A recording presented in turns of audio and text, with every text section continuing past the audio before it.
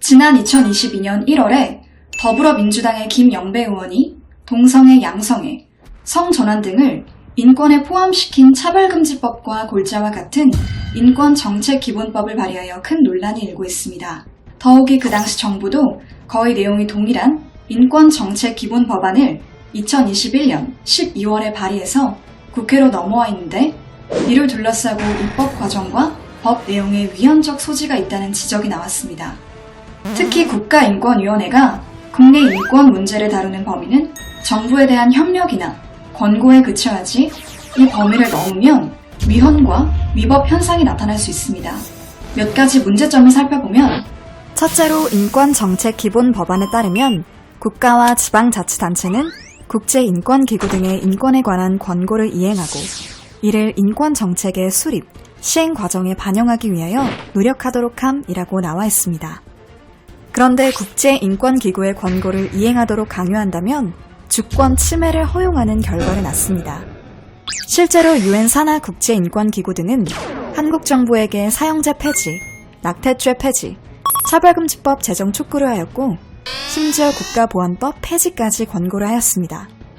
둘째는 인권정책기본법안이 통과되는 경우 인권위는 제20조 등에 의해 인권교육에 있어 주도권을 가집니다. 이런 경우 왜곡된 인권교육을 할까 염려됩니다. 이미 포괄적 차별금지를 규정한 인권위법은 헌법의 자유권을 침해하는 요소가 많은데, 이에서 더 나아가 인권위가 인권정책기본법을 통해 어린이집과 유치원에서부터 동성애와 성전환을 옹호, 조장하는 인권교육을 실시할까봐 매우 염려됩니다. 특히 성교육에 있어 동성혼 옹호교육과 성별 정체성 차별금지로 인해 유아 및 학생들이 왜곡된 성정체성을 가질 수 있습니다. 인권정책기본법은 이러한 측면에서 사실상 교육 영역에서의 차별금지법과 거의 같습니다. 평등법이 제정된 영국에서는 초등학교에서 동성친구에게 청혼 연애 편지를 쓰는 수업을 진행하였고, 또한 초등학교 교내에서 열리는 퀴어 축제에 모든 학생들이 참여하도록 강요하는 사건이 발생했습니다. 더욱이 영국 교육부가 2020년부터 시행하는 지침에 따르면 학교에서 아동과 청소년이 동성애자, 양성애자, 트랜스젠더가 되는 것을 옹호 권쟁하는 교육을 의무적으로 하도록 해서 굉장한 충격을 주고 있습니다.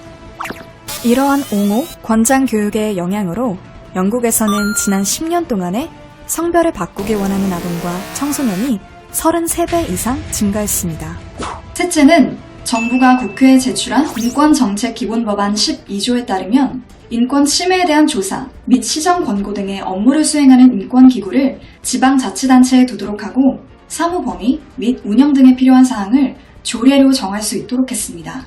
이와 같이 지방인권기구는 사안의 조사, 시정 권고, 공표 등에 대한 사무 모두를 수행하면서 조사, 판단, 집행에 이르는 모든 공권력을 행사함으로써 심각한 부작용을 발생시킬 수 있습니다. 한 예로 제자 성추행 의혹으로 전북교육청 학생인권센터의 조사를 받다 자살한 고 송경진 교사에 대해 최근 법원이 순직을 인정했습니다.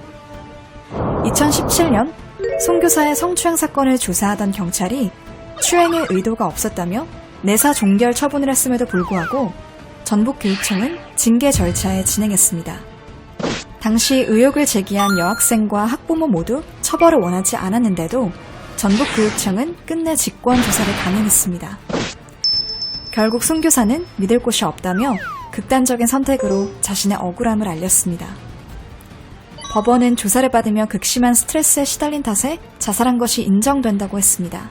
넷째는 인권정책기본법은 인권보장이라는 명목으로 기업에게도 동성애 등을 옹호, 조장하도록 요구하고 있어 기업 경영권이 침해되는 등 기업에 대한 옥죄기가 더욱 가중될 것 같습니다.